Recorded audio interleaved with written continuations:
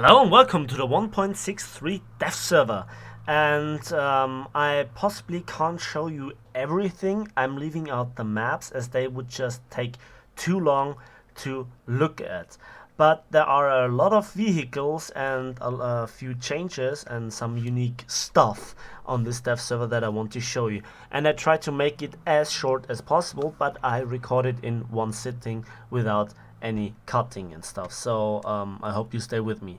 Now, first of all, plane wise for the USA, we have a look at the F9 F8 Cougar, which seems to be pretty popular amongst a certain group of people, and I have to say, purely from the looks of it, it looks really good. It's a really nice looking jet, and as I said, it's, or let's say predicted, it is 9.0. The armament is what we can see on the previous planes with the same amount of ammunition and so on. I think plane wise that's it for the USA. Let's go to the tanks, and we see the T20, which is 4.3, costs 1,750, but it features a, what does it feature? A 76mm gun. Yeah, the penetration at this battle rating is good enough, but nothing special.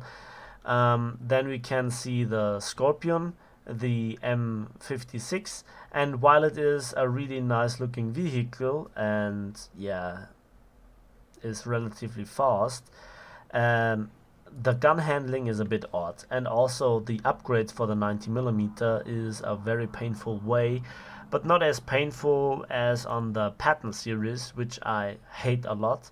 We also see a add-on armor for the M46, which looks pretty ridiculous, and we also see the M163 Vulcan, and I want to do a little little test shooting to give you a first impressions of this vehicle. I'm sorry, it's like 3 o'clock in the morning and I tried to record it properly. So this is realistic, and we have two belts of 1,100 rounds each, and we can see we have a little bit of screen time, and that's it. And also they have changed the hit cam a little bit. Now you see multiple shell impact, which is nice, as you can see here. Oh, that looks awesome.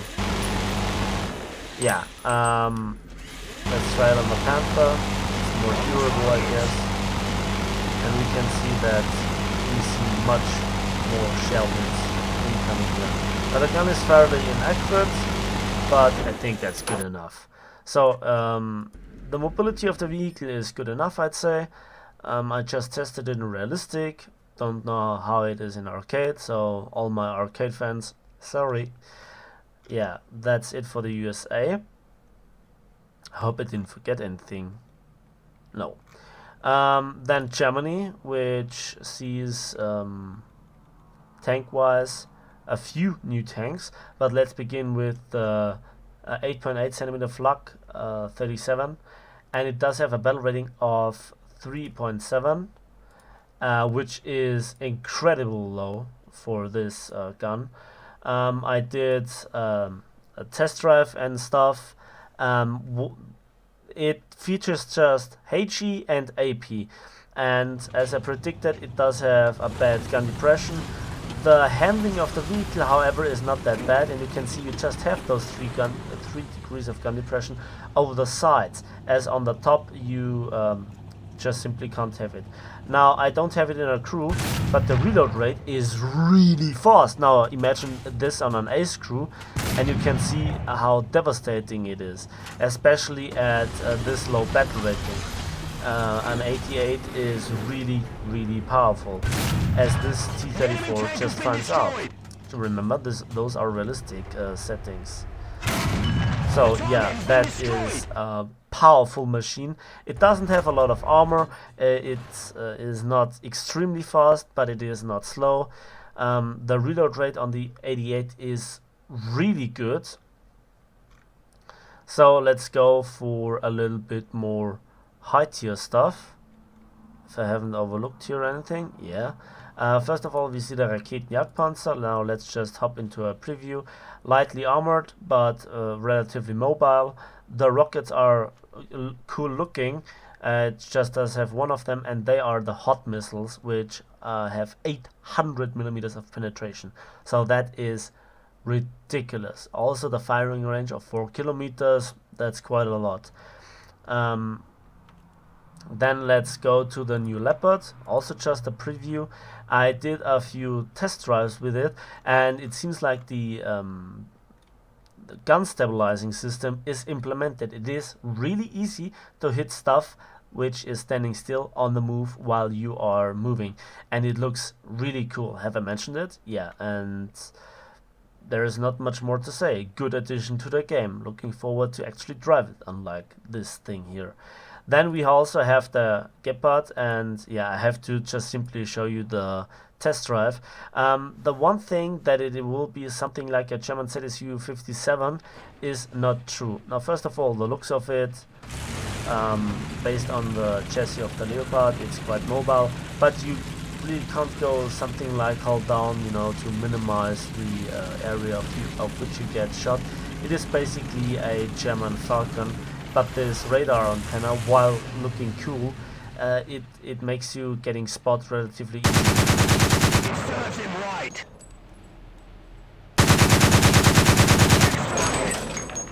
So yeah, that's that.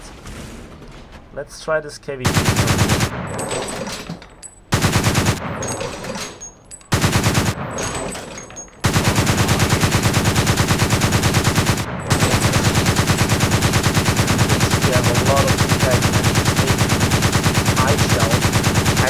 Quite a bit of damage once they penetrate. We have no real overheating issues, just guns are relatively accurate. There is also, well, we actually see some overheating.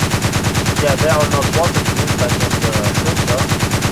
In the moment, it was spraying a little bit, but it's not as bad as on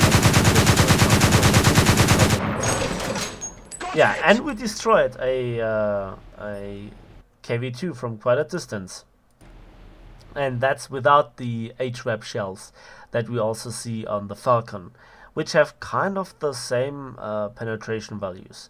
So that's it for the Germans. Let's have at the aviation for the Germans, and we see just one addition, as far as I know, and that's the BV238. And let's do a test flight, because this vehicle is quite amazing, and we see that it carries 20 250 kilogram bombs, but they are fairly inaccurate because they are dropped from the wings. And don't let you fool you, this is the biggest plane in War Thunder at the moment. 6 engine, that's a first, and also the defensive firepower is amazing. We have 4 quadruple 13.2 millimeter guns. And yeah, the camera setting is a bit weird, as this plane looks small, but it is really huge. I mean, just look at the bombs compared to the plane. Yeah, and those are enormous gun base in the wings. You can see that the bombs are relatively off. So this vehicle is a premium. It cost a little bit, like 1,750 Golden Eagles. I will buy it myself on the live server as well. I think it's kind of overpowered at 3.0 with all this defensive gunner, defensive firepower, so to speak. But yeah, 3.0, that's a bit too low. And that's it for Germany. Then let's go to the Soviet Union, and plane wise we see the Su-6. I don't want to spend too much time on it. It does have twin 37mm with 90 rounds, so that's basically an IL-237, but also with bombs and rockets like 10 132mm rockets. That's quite a lot. 5.3 battle rating, that's quite high, but this plane in the test flight was quite maneuverable as well. I think for the planes, that's it for this patch. Going for tanks, we see one really cool looking AAA vehicle, and let's go for the X-ray, and we see that this is one happy gunner, and you know, the belt is just 50 shells like on the tanks, and yeah, 1.0 battle rating. Let's not waste too much time. We also see premium KV 122. That's basically a KV1 with an IS-2 turret and same battle rating. Quite expensive with 5,000 gold. You're better off to just put a talisman on the IS-2. That's like a third of the costs. Then we see also the Shilka, which is the new top tier AAA, and a vehicle that the Soviet Union desperately needed, as they have no real effective AAA. And just look at this. Wait a second. That's a lot of firepower.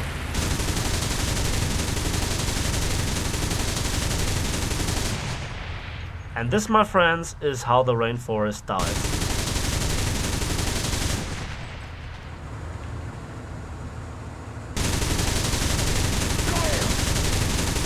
Just look at the kill cam. I love the updating on the kill cam or the hit cam, especially when you shoot somebody with AAA vehicles. That's quite nice. So that's it for planes and tanks, if I'm not mistaken. Let's go for the British, and we see the Independent. 8 people in a tank with battle rating 1.3. Just a quick look. It might not be that easy to kill this tank because of the 8 crew members, but it doesn't have its advertised 5 degrees of gun depression over the front like the Churchill. You will see the gun depression just over the side, as you have difficulties, you know, depressing your gun over all those things there. So then we also see the FV4202 and a 20 pounder at a battle rating of 6.0, sadly with no APDS shells, 10 degrees of gun depression. The hull is not that impressive, but the turret really is at 6.0. It's really hard to penetrate. Maybe the cupola with APHE shells, maybe this part here, but everything else is very thick and highly sloped and rounded. Maybe also the turret ring might be a target for the Russian 122 millimeters. A lot of ammunition, quite modern layout. Yeah, so I'm looking forward to it. Then we also see the swing fire, and the swing fire has one big drawback. When we go into the test drive, it has problems dealing with close by targets, as the rockets face upwards and it takes a while for them to go down. For example, let's aim at this Panzer II here, and this was just about able to get hit. But if we get closer, you know, like this, I guess. Yeah, you can see the rocket was not able to go down. But the reload mechanism is also pretty cool. Oh, there we were able to hit it. Maybe it's just the aiming, but when you're really close down, the rocket just can't go down fast enough. And there you can see the optics, so you might really be able to go hull down completely. Yeah, that's it for the swing fire.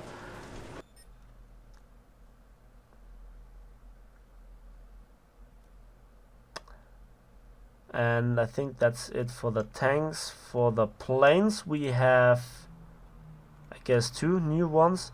The Hudson Mark V, bat rating 2.7, rank 2, twin engined, yeah, what is it, bomber, fighter bomber. It features 2 7.7s for the front and 2 turrets, one with 2 and one with 1 MG. Then the bomb load and the rocket loadout is not too bad for this battle rating. You might reach some havoc in combined arms.